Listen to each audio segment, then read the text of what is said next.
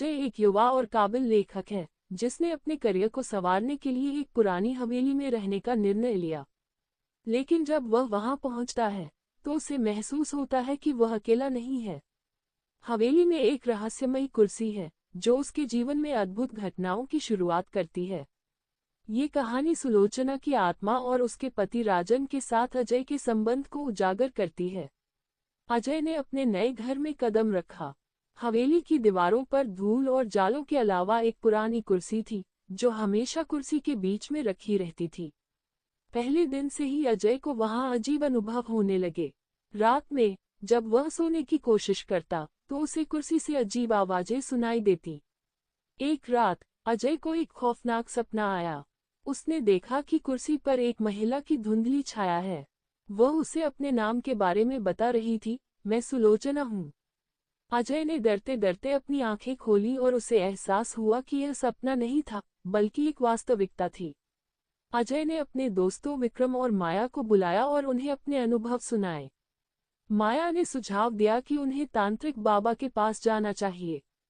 उन्होंने कवलिका नामक जादूगरनी का भी जिक्र किया जो गांव में जानी जाती थी। अजय ने तय किया कि वह कवलिका से मिलेंगे।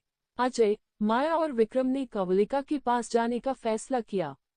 जब वे वहां पहुंचे तो कवलिका ने एक रहस्यमय बर्तनों से भरी मेज के पास उन्हें बैठाया। उसने कहा, तुम्हें जानना होगा कि इस हवेली में जो आत्मा बसी है वह बदला लेना चाहती है। उसकी आंखों में एक डरावनी चमक थी। सुलोचना की आत्मा तुम्हारे पास आई है क्योंकि तुम उसकी कहानी को समझ सकते हो। तुम्हारे पास एक खास शक्ति है। कवलिका के माध्यम से अजय ने सुलोचना की आत्मा से और अधिक जानने की कोशिश की। उसने एक रात फिर से कुर्सी पर बैठकर ध्यान लगाया। अचानक सुलोचना की आत्मा उसके सामने प्रकट हुई।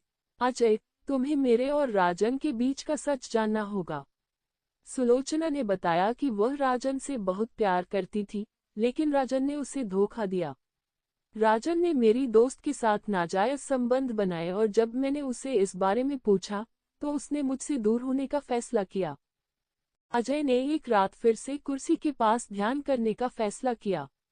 जैसे ही वह ध्यान लगाने लगा, अचानक हवेली के दरवाजे पर तेज खटखटाहट हुई।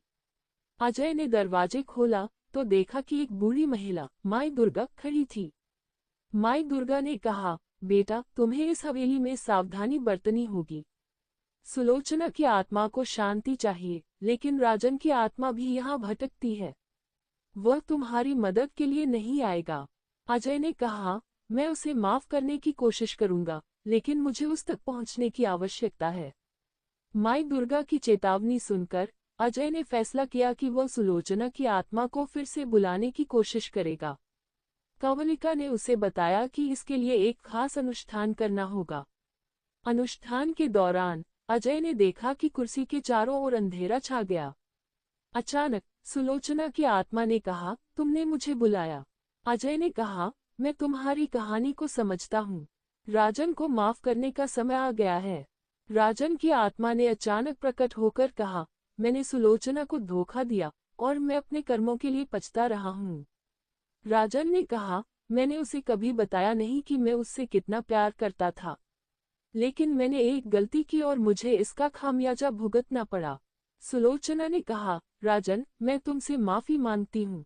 मैंने तुम्हारे धोखे को भुलाने का प्रयास किया, लेकिन मैं अभी भी तुमसे प्यार करती हूँ। ये सुनकर राजन ने कहा, मैंने तुम्हारे साथ अन्याय किया। मैं जानता हूँ कि तुमने मुझसे कभी नफरत नहीं की, लेकिन अब मैं तुमसे माफी मांगता हूँ। अजय ने फिर से कवलिका की मदद से एक अंतिम अनुष्ठान किया। राजन और सुलोचना की आत्माएं एक साथ आईं।